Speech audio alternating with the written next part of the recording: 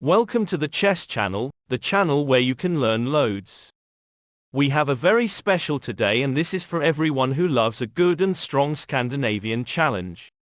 With the best grandmasters using it, this might be something for you too. What a better way to see how our best chess engines play this opening, and how in fact the Scandinavian Gambit was contested in this year's super final match between Stockfish and Leela. So, we are going to look at the super final game of round 42. Stockfish, by the way, has this side, and the game starts from this position using a 5-move book. Where do these moves come from? Okay, let us return to see them. e4, d5, in short the Scandinavian Gambit, the pawn is removed, this pawn is then removed by the queen, and with the knight now attacking the queen, after this queen move to this square, d4 materialized, knight f6 appears, and with knight f3, and this knight move into c6, this is the book, and in fact the game starts from this position.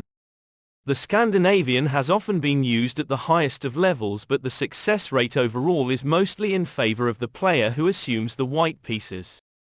Does this imply the same when engines are concerned? The problem we have with this opening is as follows. The evaluations right here are in favor of Stockfish by at least 1 full point, but is it concrete enough to secure a victory? Engines are amazing creatures and can do very well when they are given certain openings to play.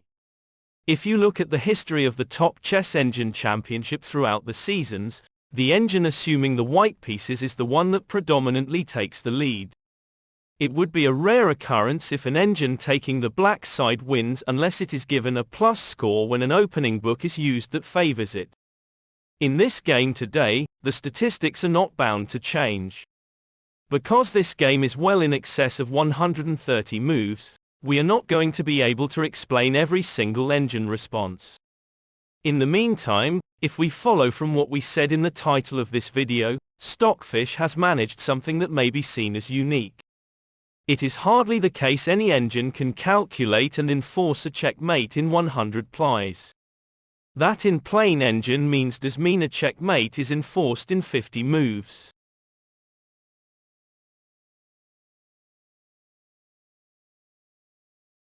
Let us see how this was achieved. Stockfish developed the bishop, and what this move allowed was for Leela to apply a little trap. Some traps work very well but others do not. Our job today would in fact be that of identifying the traps and whether they do work.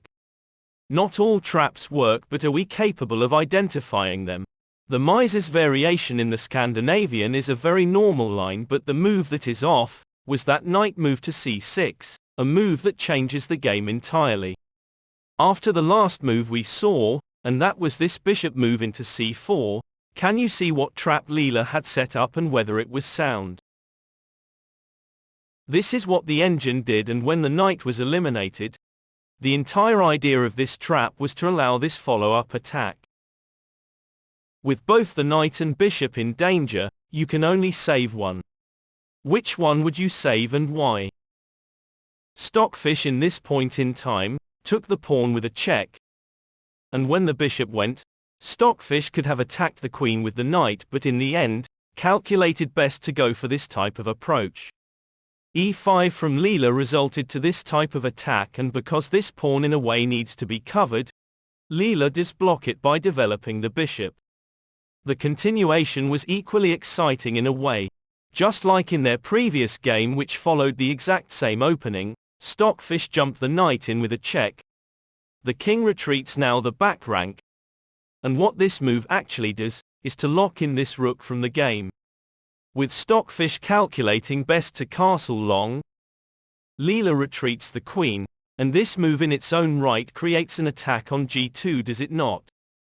Knight e4 to force the exchange did lead to the knight to come off, and with Stockfish now having the option to recover, which approach did the engine take?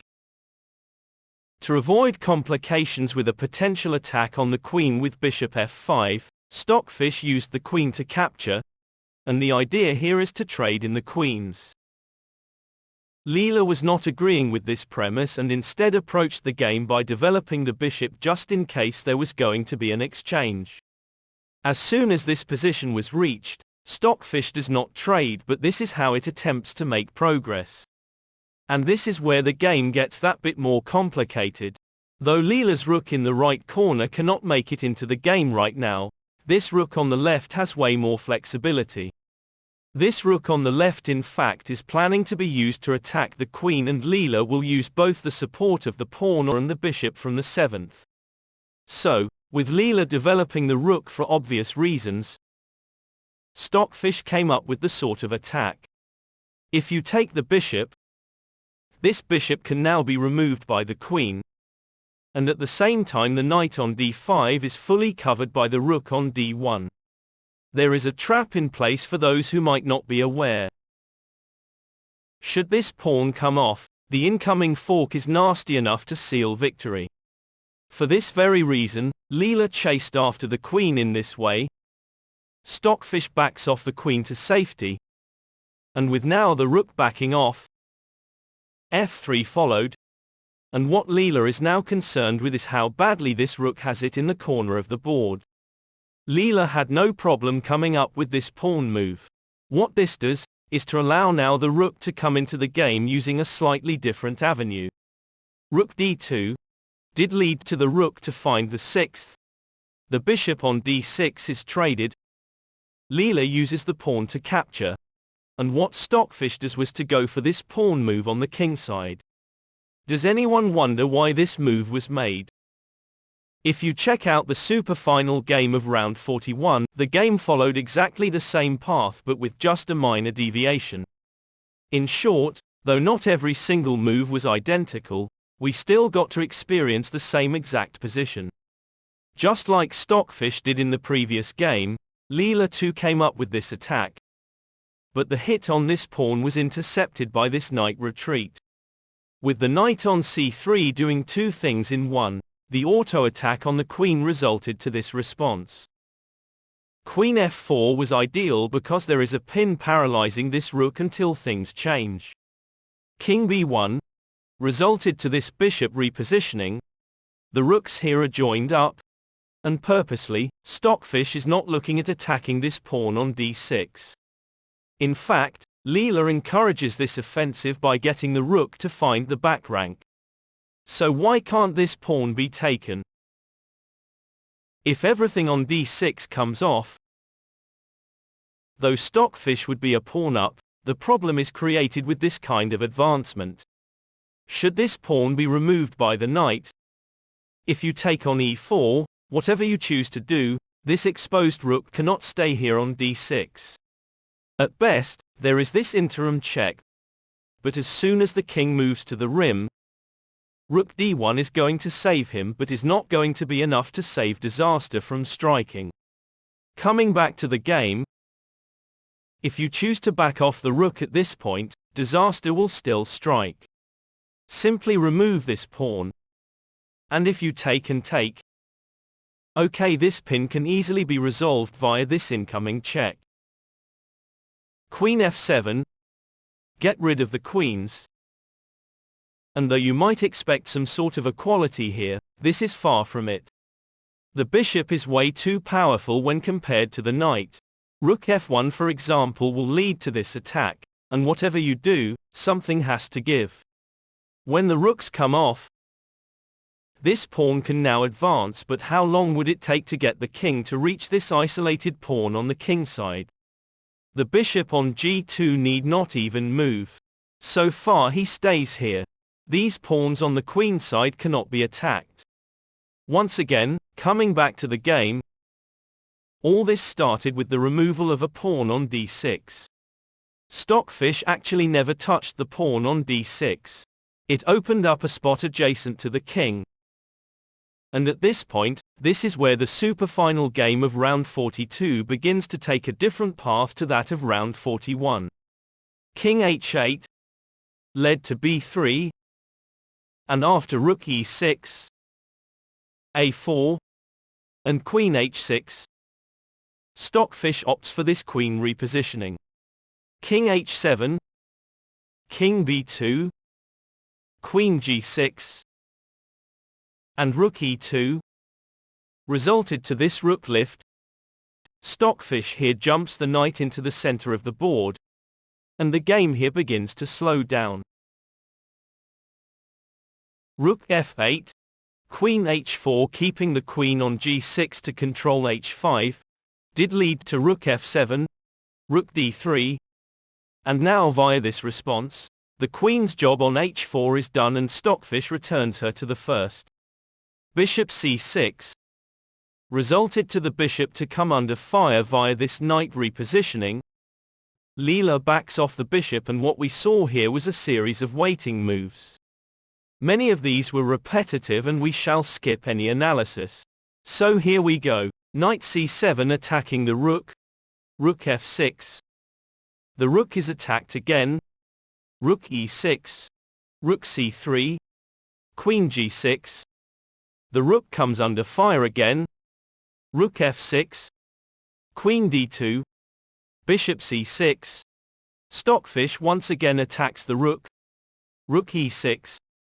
There comes the bishop under fire again. Leela backs off. And here is where things begin to pick up. Stockfish came up with this pawn push. Leela in turn does not engage but creates her own attack in this way.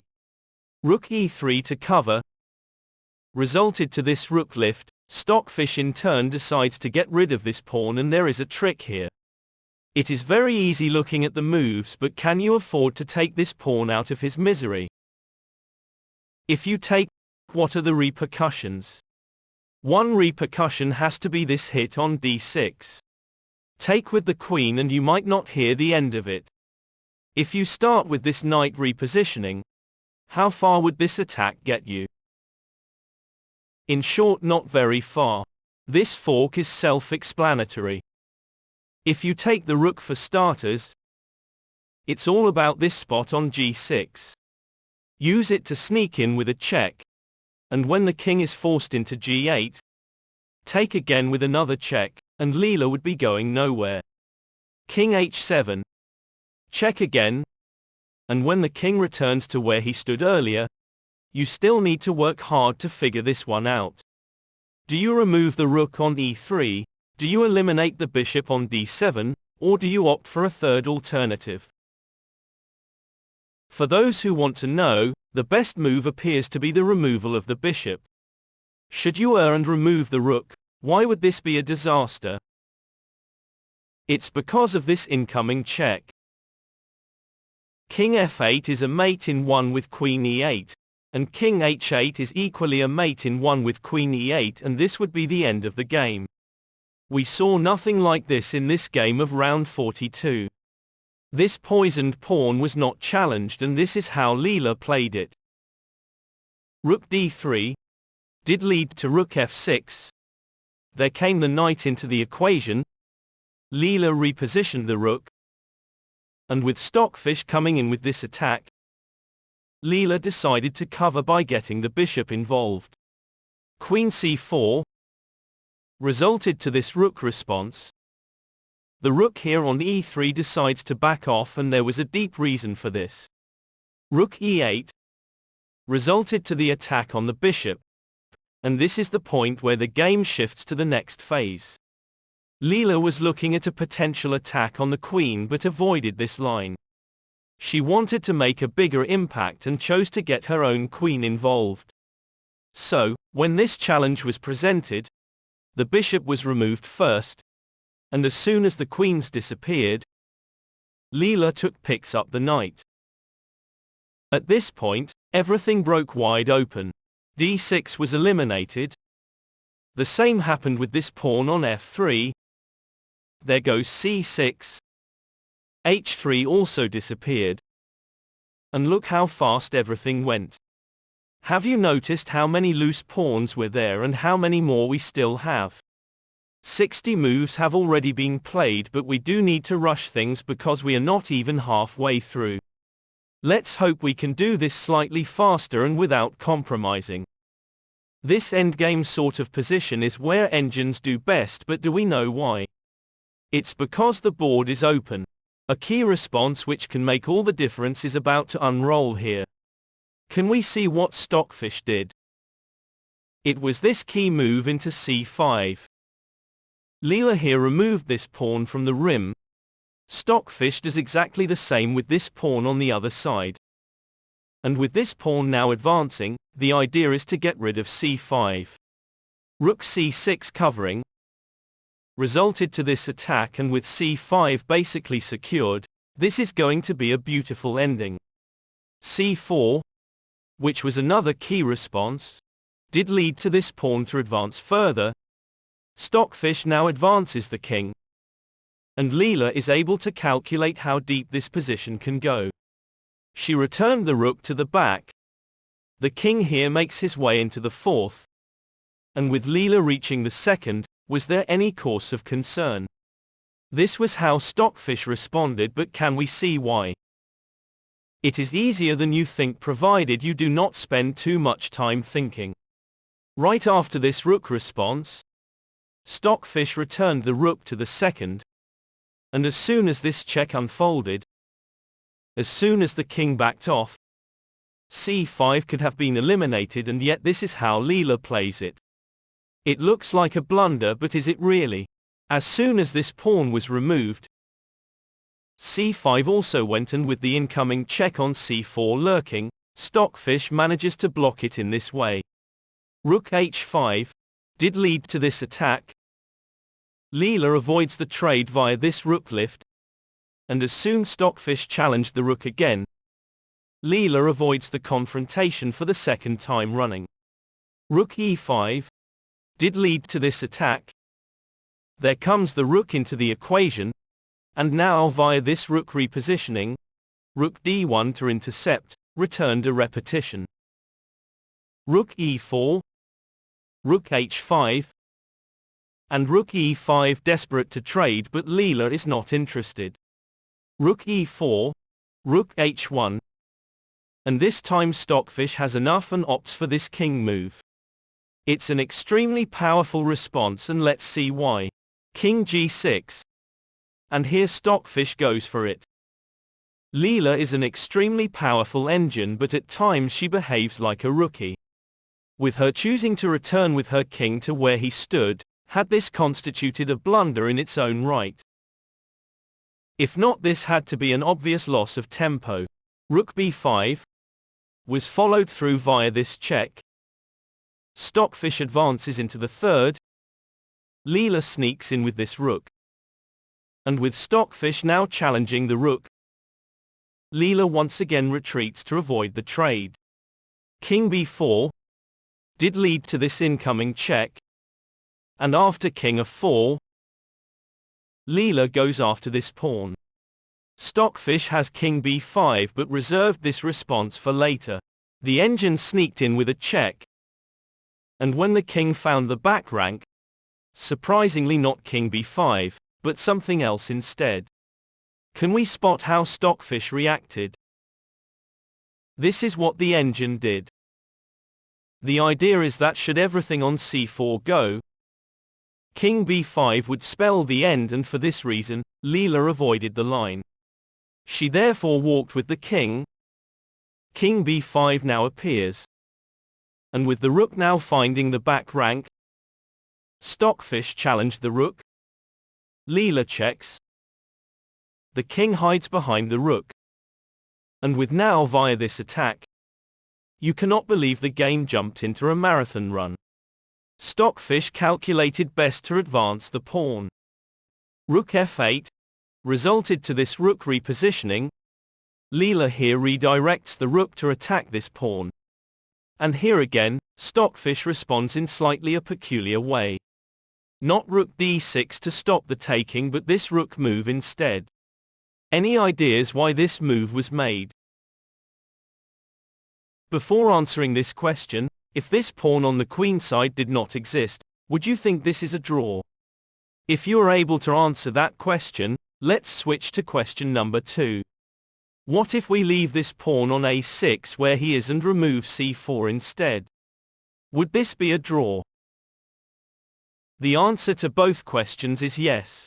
Everything therefore depends on the one pawn surplus Stockfish enjoys and finding a way to victory. Leela was running out of moves. She brought the king to the 7th, Stockfish joins up the rooks on the 7th, and though the pawn on a6 can easily be removed, Leela here blunders by opting for this king move. It is not the first time we get to see blunders in this superfinal. Stockfish took the pawn. Leela in turn sneaks in with this check, and as soon as this king chased after the rook, Leela went on to get rid of this pawn from a6. And you know, not even this move we had not witnessed. Leela for some reason appears to blunder for the second time running. She responded in this way, and what she does is this move you see. Stockfish's valuation here shows a very strong plus score, but is the engine able to work out that golden checkmate? Not at this stage. Rook b1 check led to this king response. Leela returns the rook the corner. Stockfish reroutes the rook into b7. And after rook f8, Stockfish appears to go for the most ridiculous move. It threw in the pawn by promoting to a brand new queen. With the queen coming off immediately, yes, Stockfish also commits to a great blunder, but did the outcome of the game change? King d4, rook c1, and king c5 resulted to this incoming check, and with the king chasing after the rook, Leela returns the rook to the back rank. Everything hangs on this pawn on c4. If Leela finds a way to snatch him without handing over a rook, this game is drawn. However, we know this was not the case. Rook c7 got the king going. This pawn also makes it to the 5th, and with Leela activating the rook in this way, this is how Stockfish plays it. King f5, king b5, and king e5 led to this rook repositioning. The rook on d6 simply stops the king from coming anywhere near the pawn. Rook a8 resulted to this check, and with the king now backing off, another check followed. King f6 got Stockfish in with this rook repositioning. Leela adds the pressure on the pawn in this way, but Stockfish was right on the money. This check was delivered. Leela returns her king to the 7th, and with Stockfish now applying this follow-up check, king g7, and only here this pawn finds the 6th. Rook a8 led to this rook response, and as soon as Leela went for this king move, Stockfish simply checks. King g8 resulted to this forced line, but Leela is not agreeing. She came up with this rook repositioning. Another check appears, and with the king now finding the very edge, Stockfish here marches with his king to the rim. Rook f7 to stop the king and pawn from making progress, led to this rook readjustment, and this was to stop any potential rook checks from a1.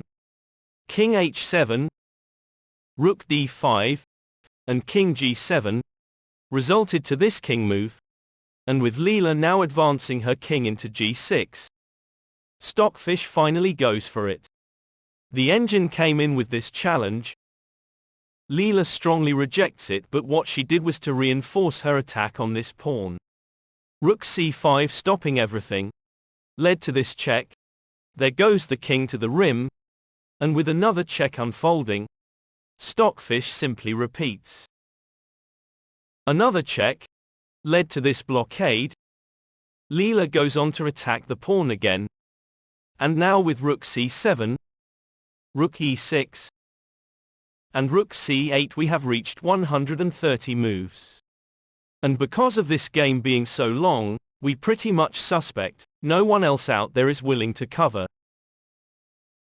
Coming back to the game, Leela got her king to find this square. Stockfish too marches with the king, and with Leela now rerouting the rook, Stockfish finds the opportune moment to push this pawn to the brink of promotion. Rook d7 instantly resulted to his king to find the back rank. Leela too closes in with her king. Rook b7 eventually materializes, and at this point things became terminal. Stockfish finally spots a forced mate in 99, but we need to remember this is not 99 moves but 99 plies. How can we confirm this? The confirmation is here using an official snapshot from the site where this game was contested. Rook h8. Got this pawn to drop. And here is where the game was terminated. If you do have access to an endgame table base, you may want to use this position to check out how this game would end. You are in fact looking at a mate in 20 moves, but it is not clear why the organizers of this event did not let the game take its full course. Since we know Engine's blunder, the outcome could have been different, but does this imply this is not a checkmate position? We would like anyone who is watching to drop a line when this position is reached and let us know if your systems show a checkmate at this position you see. Okay, this was the game of round 42 with Stockfish beating Leela in a whopping 135 move encounter using the Mieses variation in the Scandinavian Defence. For those who wish to know how the other game ended, yes, that too ended in victory for Leela, but the Engine in game 41 managed to checkmate Stockfish is less than 95 moves. A 5-move book only deviated on move 28, but it took an entirely different shape with Leela making progress much easier than Stockfish did.